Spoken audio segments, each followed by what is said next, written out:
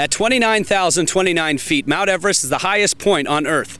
Now, those who have climbed it and survived did so for various reasons, whether it was their own self-worth or just because it's there. But some did it for a higher purpose. I'm here with Distinguished Professor of Biomedical Engineering and Veterinary Medicine here at Purdue University, Dr. J. Paul Robinson. Thanks so much for joining us today. You're welcome. Now, you did something that not many people can say. You climbed Mount Everest. What was it like? It was pretty hard, actually. There's some aspects of it that are pretty scary and dangerous. On Everest, death is something that you see not every day, but when you actually climb, there are bodies on the mountain, and once you die on Everest, you're there forever.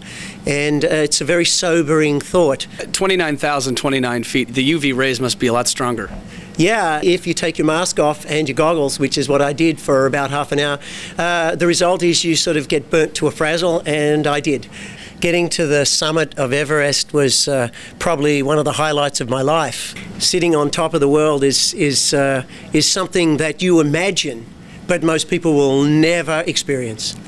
And I had all sorts of ideas of what it would be like sitting on top of the world. I thought it would be amazing. I had great ideas. I'll do this and I'll do that. And when I got up there, I raised the Purdue flag, absolutely, and I brought it back again. And you did this for a reason. What motivated you? Why did you do this?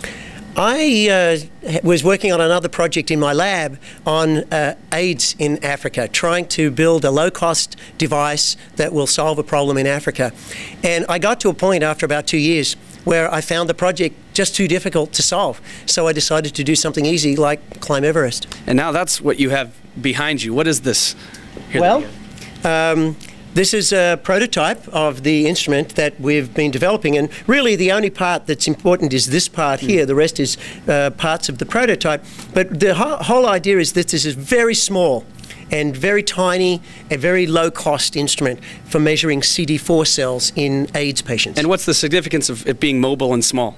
It has to be small and cheap and mobile because what we're trying to do is address the group of individuals in rural communities as opposed to the cities. Now, what's the difference between these expensive multi-million-dollar machines that you have? What's wrong with that? Why can't we use that? Well, first of all, they're expensive and they cost a lot of money.